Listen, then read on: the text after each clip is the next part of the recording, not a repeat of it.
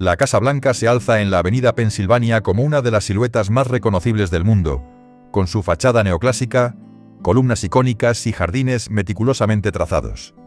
Antes de ser blanca, antes de albergar presidentes y simbolizar la democracia estadounidense, fue un solar en obras. Emergió lentamente desde terrenos pantanosos junto al río Potomac, en un proceso que tomó años y combinó mano de obra libre y esclavizada. Esta es la historia de su construcción, los pactos políticos que fijaron su emplazamiento, el concurso que definió su diseño, el arquitecto irlandés que trazó sus planos, los artesanos y peones, pagados y esclavizados, que la levantaron en piedra y madera, el incendio que casi la aniquila y la reconstrucción que modeló su aspecto actual. Todo ocurrió en un tiempo en que la esclavitud era legal en gran parte del país. Reconocerlo no es sensacionalismo, es un hecho histórico. La casa tomó forma entre 1792 y 1800, y tras 1814 fue rehecha. Comprenderla exige mirar a la joven nación que la concibió, sus concesiones, límites y ambiciones. El punto de partida fue decidir dónde establecer la nueva capital. Tras la ratificación de la Constitución en 1788, el gobierno federal no tenía sede permanente.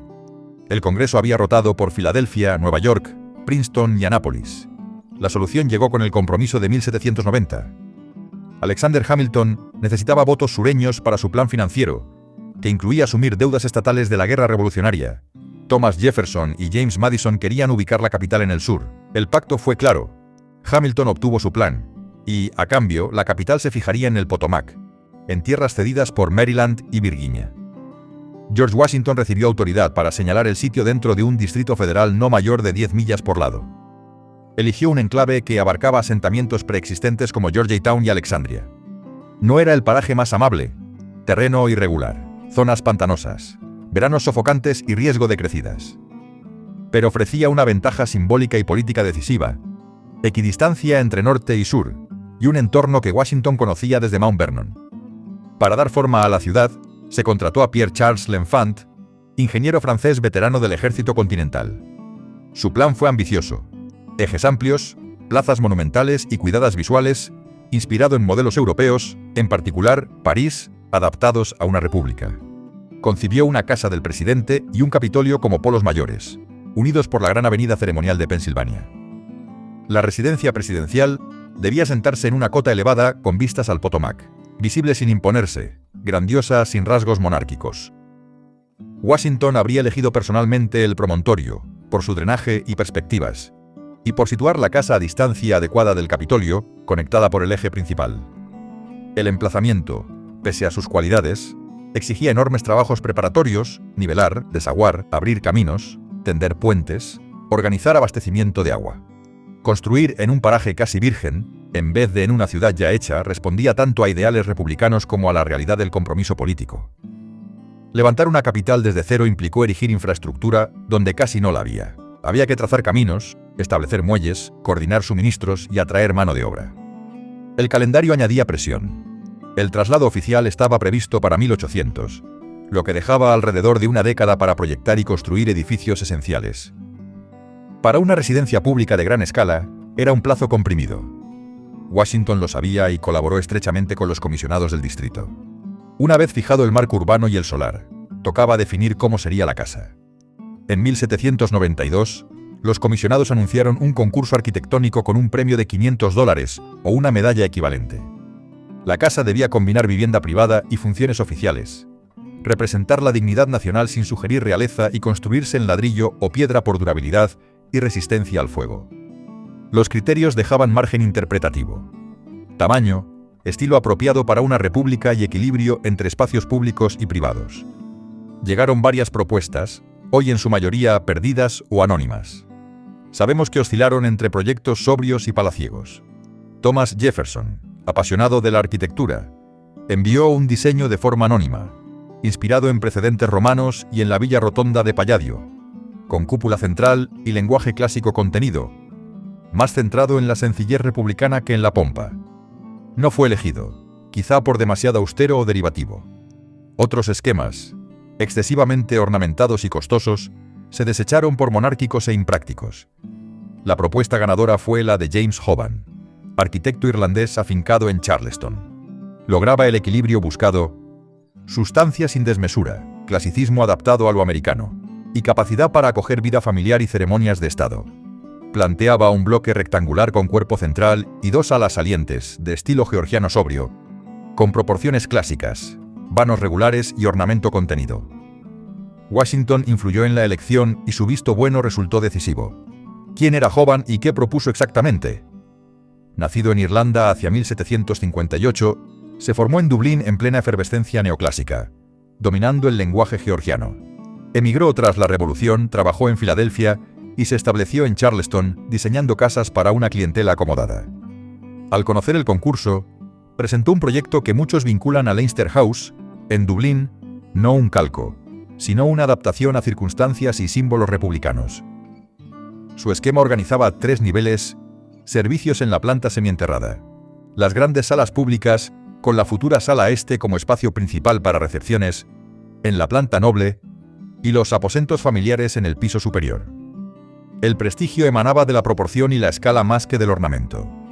Tras ganar, Hoban fue nombrado superintendente de obra y, a instancias de Washington, amplió dimensiones respecto al esquema original, preservando la claridad del conjunto aunque encareciendo y alargando la construcción. Su huella fijó el canon de la arquitectura pública federal durante generaciones. Las obras comenzaron oficialmente el 13 de octubre de 1792, fecha escogida con carga simbólica, aniversario de la llegada de Colón a América, gesto fundacional para una nación que aún se definía. Washington presidió la ceremonia de colocación de la primera piedra junto a comisionados y autoridades locales. El acto fue sobrio. El lugar exacto del cimiento original se perdió con el tiempo. Antes de levantar muros, hubo que preparar el terreno, nivelar, drenar, despejar vegetación y estabilizar el suelo para soportar la futura estructura. Los cimientos se trazaron en piedra sólida, lo bastante robusta para sostener peso y resistir hundimientos. La piedra, obtenida de las canteras de Aquia Creek, en Virginia, a unos 60 kilómetros, era una arenisca cálida y fácil de tallar. Transportarla fue una proeza logística. Bloques pesados viajaban en barcazas por los ríos hasta el Potomac y, desde allí, en carretas sobre caminos irregulares. Cada bloque debía ser cortado, pulido y ajustado a mano con precisión artesanal. La fuerza laboral reunía una mezcla de hombres libres y esclavizados. Artesanos especializados, canteros, albañiles, carpinteros. Cobraban salarios. Muchos eran inmigrantes británicos o irlandeses formados en técnicas europeas. A ellos se sumaban obreros sin cualificación, contratados por jornada, y trabajadores esclavizados alquilados por sus propietarios al gobierno.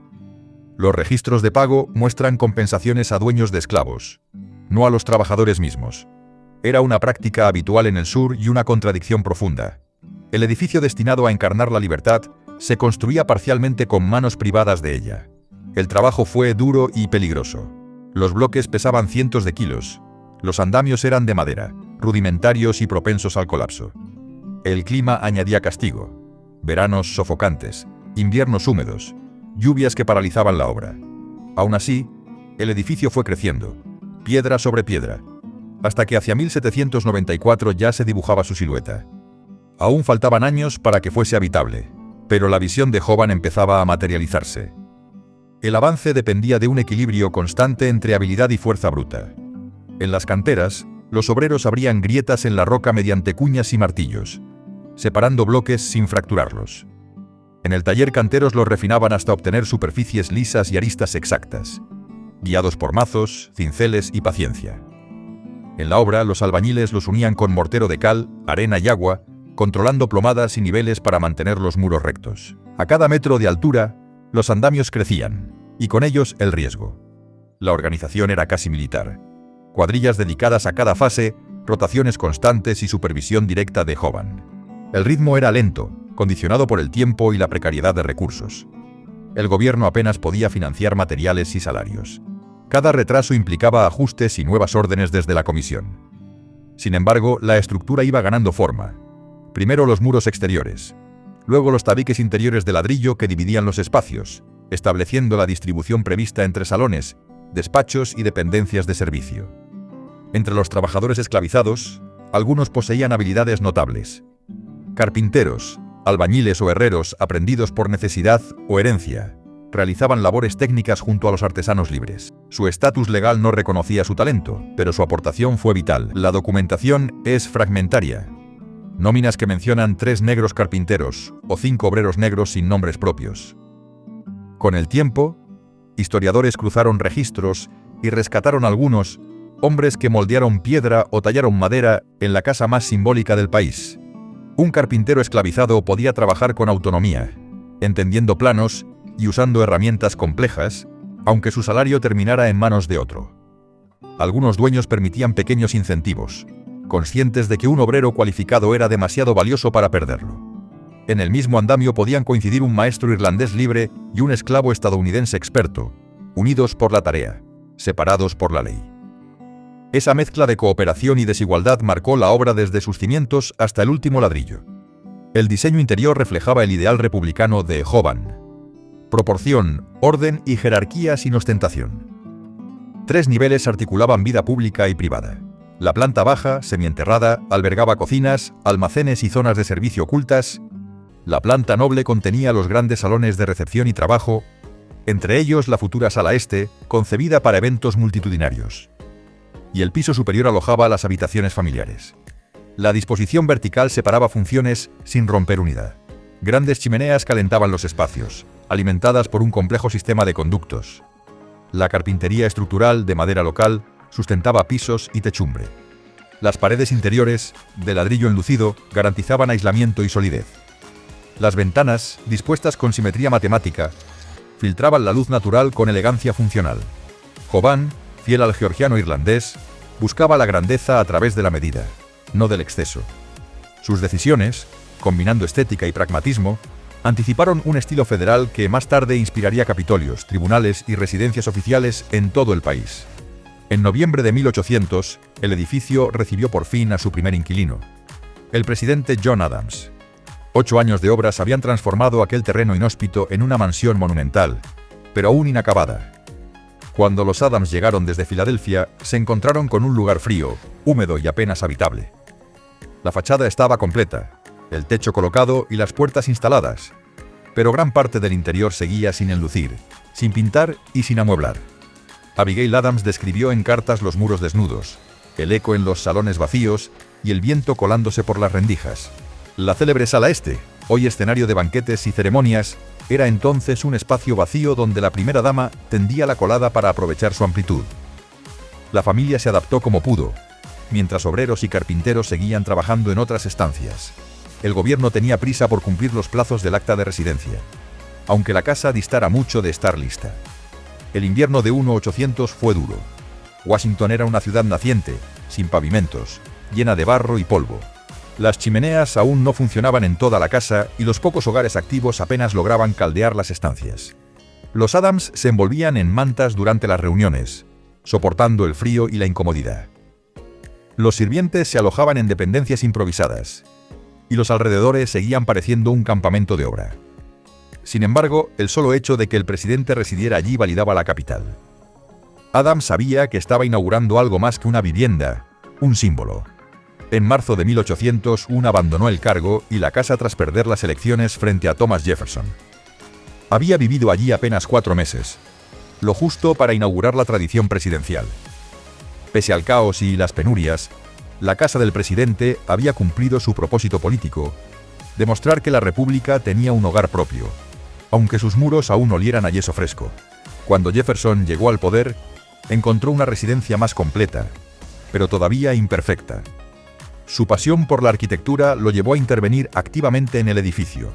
Añadió las terrazas este y oeste, inspiradas en pórticos clásicos, que conectaban la casa principal con dependencias auxiliares y servían como pasadizos cubiertos. Estas ampliaciones aportaron armonía visual y practicidad, integrando la vivienda con el paisaje circundante. Jefferson también ordenó terminar el enlucido y la pintura de varias salas, incluida la enorme sala este, y adaptó habitaciones para sus intereses científicos, colecciones naturales, mapas, instrumentos. Durante sus 8 años, la casa del presidente se transformó en un lugar funcional, más cómodo y representativo. Las chimeneas y la calefacción se mejoraron. Los jardines comenzaron a delinearse, y la zona dejó de ser un páramo. Jefferson concebía el edificio como un espacio de trabajo y de convivencia, no de ostentación, reflejo de su ideal republicano de cercanía y sobriedad. El tiempo confirmó que el edificio nunca sería estático. Cada presidente introduciría cambios según sus necesidades y las del país. Pero el mayor desafío llegó en agosto de 1814, cuando el fuego lo consumió casi por completo. En plena guerra de 1812, tropas británicas avanzaron sobre Washington como represalia por el incendio estadounidense de York, en Canadá. Tras derrotar a las fuerzas norteamericanas en Bladensburg, entraron en la ciudad sin resistencia. James Madison y su gabinete huyeron. Su esposa, Dolly Madison, permaneció en la casa del presidente el tiempo suficiente para rescatar documentos oficiales y el célebre retrato de George Washington de Gilbert Stuart. Poco después, los soldados británicos irrumpieron en la residencia. Según relatos de la época, encontraron la mesa servida para una cena que nunca se celebró. Comieron lo que pudieron y luego prendieron fuego a cada sala. Las llamas devoraron techos, suelos, muebles y recuerdos, dejando solo las paredes ennegrecidas. La noche del incendio marcó un punto de inflexión en la historia del edificio. La estructura interior, de madera, ardió con violencia. El calor agrietó incluso la piedra arenisca exterior. Durante horas, el cielo de Washington se tiñó de rojo.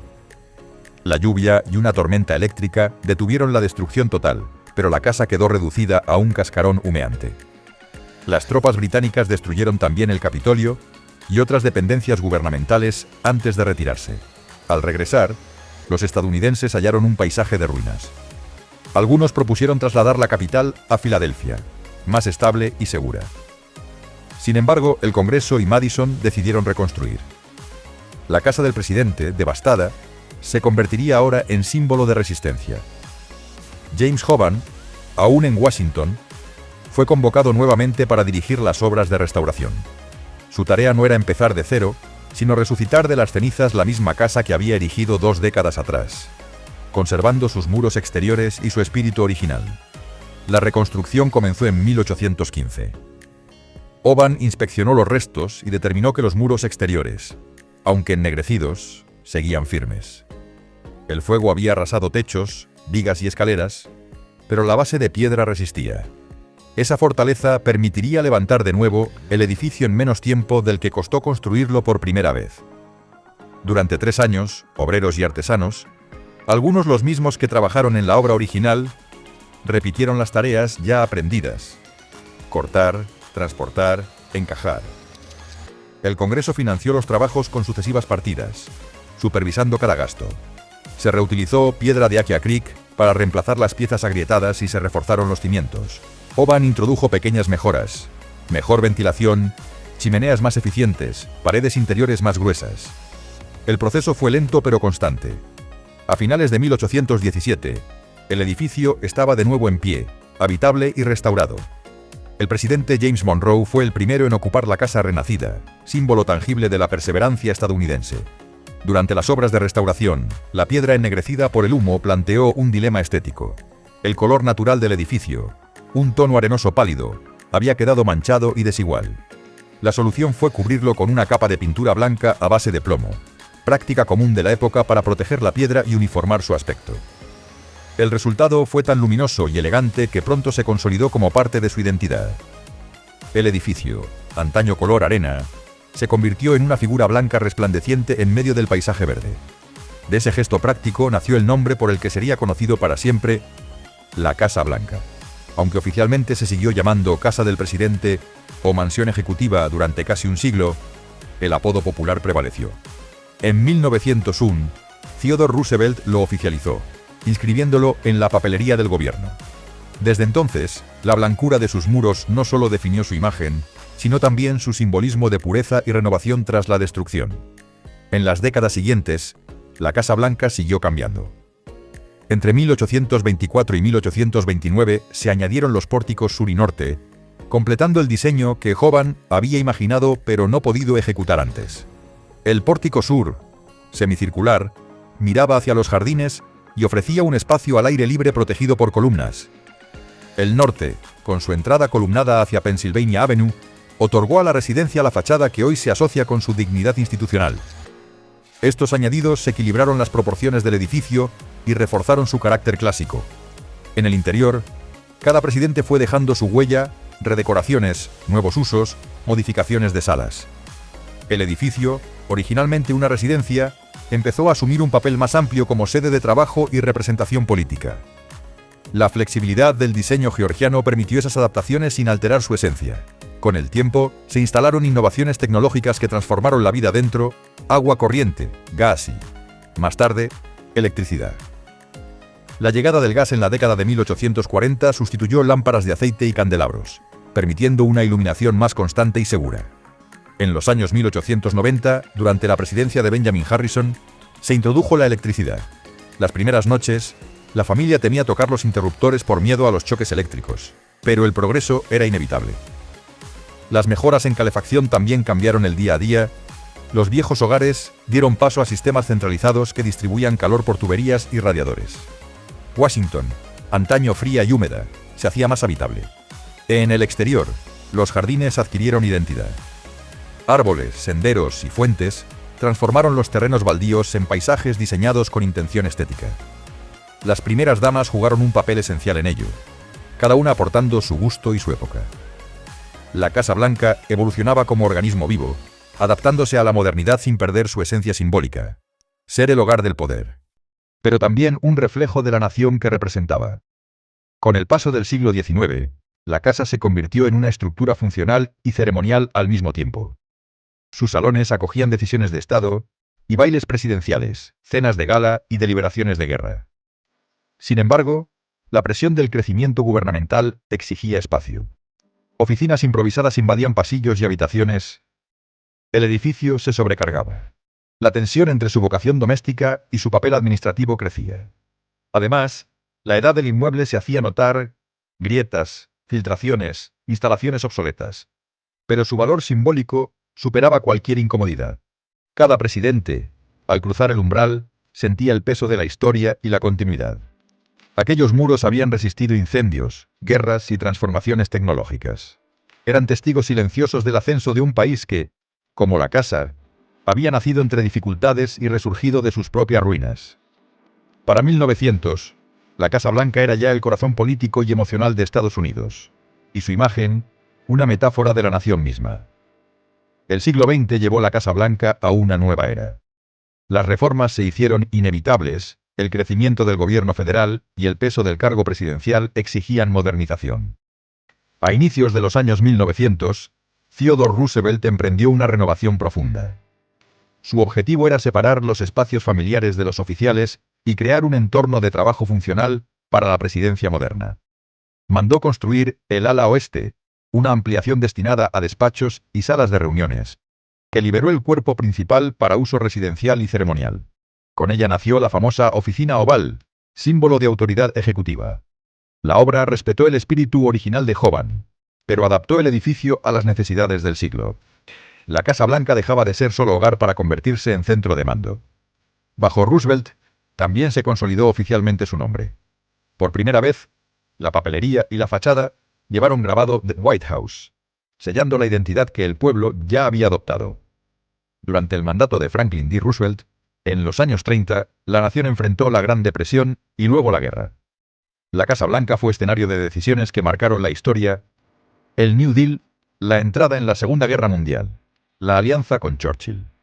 En su interior, la residencia se adaptó discretamente a la discapacidad del presidente, con rampas, ascensores y espacios acondicionados. El edificio se transformó en fortaleza y símbolo de estabilidad en tiempos de crisis. Roosevelt pasaba largas noches en su estudio, rodeado de mapas y telegramas, mientras el mundo se desmoronaba. El poder que emanaba de esas paredes trascendía la arquitectura, era el reflejo físico de una nación que, pese a las dificultades, seguía en pie. La Casa Blanca no era ya solo el hogar del presidente, sino un emblema de resistencia democrática frente a las tormentas de la historia. Tras la Segunda Guerra Mundial, el deterioro estructural del edificio se hizo evidente. En 1948, durante el mandato de Harry Truman, ingenieros descubrieron que los pisos se hundían y las vigas estaban al borde del colapso. El presidente ordenó una reconstrucción total del interior, manteniendo solo las fachadas históricas. Durante 4 años, La familia presidencial vivió fuera, mientras la Casa Blanca se vaciaba hasta el esqueleto. Se levantó una nueva estructura de acero y hormigón dentro de los muros originales, reforzando la estabilidad sin alterar su aspecto externo. El resultado fue una versión modernizada, más segura y funcional, pero fiel a la imagen clásica que el país amaba. Cuando Truman regresó en 1952, declaró que la casa era la misma por fuera, pero completamente nueva por dentro.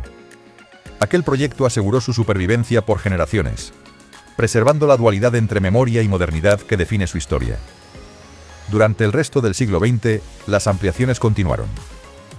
Dwight Eisenhower mandó mejorar la red eléctrica y de comunicaciones. John F. Kennedy, junto a Jacqueline, renovó los interiores con ayuda de expertos en arte y antigüedades, devolviendo a los salones su esplendor histórico.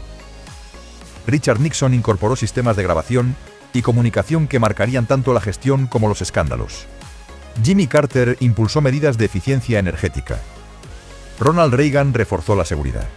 Cada administración dejó huella, adaptando el edificio a su tiempo sin borrar el pasado. Así, los salones de Hovan, pensados para veladas de sociedad, se convirtieron en salas de prensa y centros de decisión global. La Casa Blanca se transformó en un símbolo en constante evolución, un organismo arquitectónico que crece y se reinventa sin cesar, reflejo del propio país que representa. Cambiante, contradictorio y resistente. Hoy, más de 2 siglos después, la Casa Blanca sigue en pie como emblema universal de poder, democracia y permanencia. Sus muros guardan ecos de los debates fundacionales, de los incendios, reconstrucciones y guerras que moldearon su destino. Bajo su techo convivieron presidentes, familias, asesores, artistas y obreros anónimos, cada uno dejando una capa de historia. Pero también guarda una verdad incómoda: fue levantada por manos libres y esclavizadas, por hombres cuyos nombres la historia olvidó. Reconocerlos no debilita su simbolismo, sino que lo enriquece. La Casa Blanca es la síntesis de los ideales y contradicciones de Estados Unidos, un edificio nacido de la esperanza y la desigualdad, del ingenio y la imposición, del sueño y la cicatriz. En su blancura late el eco de todas esas historias, una memoria construida en piedra, sudor y voluntad que aún define el alma de una nación. A lo largo del siglo XXI, la Casa Blanca ha mantenido su doble condición, residencia y símbolo. Entre sus muros, las decisiones más influyentes del planeta se entrelazan con momentos de vida cotidiana. Presidentes que juegan con sus hijos en los pasillos donde antaño resonaban pasos de obreros y ecos de guerra. Cada administración introduce mejoras tecnológicas, refuerza la seguridad o moderniza la infraestructura invisible, pero el edificio conserva su alma. Las visitas guiadas, las recepciones diplomáticas y los discursos desde el despacho oval son rituales de continuidad.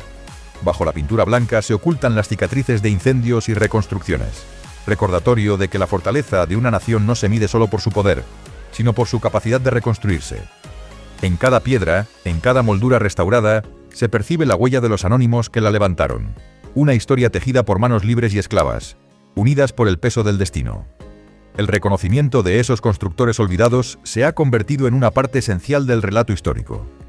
A finales del siglo XX y en las últimas décadas, historiadores, arqueólogos y asociaciones civiles se dedicaron a identificar nombres, oficios y procedencias de los esclavizados que trabajaron en su construcción. Algunos eran carpinteros, otros albañiles, herreros o simples cargadores, alquilados por sus dueños al gobierno. Sus nombres, Peter, Ben, Jemmy, aparecen ahora en placas conmemorativas frente al edificio, como testimonio de una deuda moral saldada tardíamente.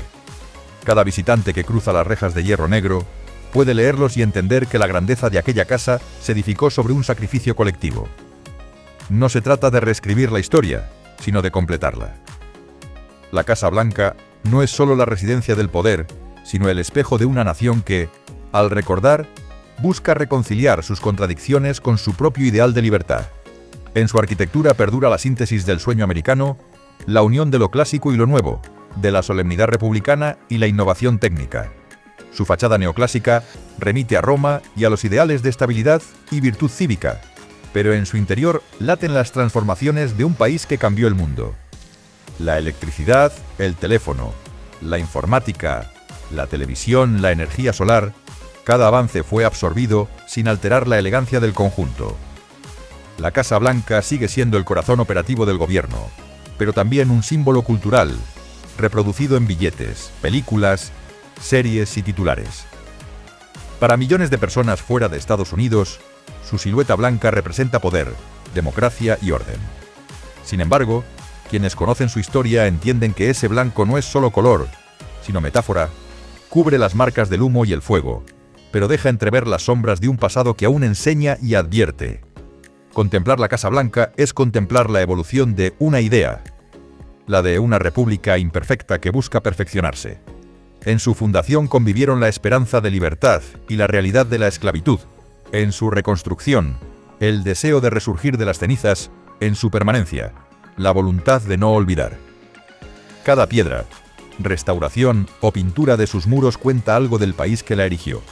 Su historia demuestra que la grandeza no proviene de la pureza, sino de la capacidad de aceptar y aprender del propio pasado. Hoy, mientras el mundo cambia y los desafíos se multiplican, la Casa Blanca sigue en pie como faro y recordatorio.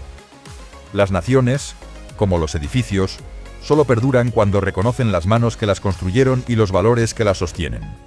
Bajo su calma fachada, palpita aún la energía de quienes alguna vez soñaron con una patria capaz de resistirlo todo. La Casa Blanca no solo es la sede del poder ejecutivo, es la memoria viva de Estados Unidos. Ha sido testigo de guerras, crisis, celebraciones, protestas y avances. Desde su primera piedra colocada junto al Potomac, hasta su resplandor actual, cada etapa refleja la historia de un país que se define tanto por su grandeza como por su capacidad de renacer. En sus jardines ondean banderas que han sobrevivido a incendios, tormentas y siglos. Su blancura no borra las sombras, las ilumina. Representa lo mejor y lo peor de la nación, la ambición y la contradicción, el ideal y la imperfección. Y como los hombres y mujeres que la levantaron, sigue desafiando al tiempo. 2 siglos después, continúa siendo más que un edificio, un símbolo universal del poder y de la fragilidad humana, de la permanencia de las ideas frente al desgaste de las piedras. La Casa Blanca, en su silencio, sigue hablando al mundo.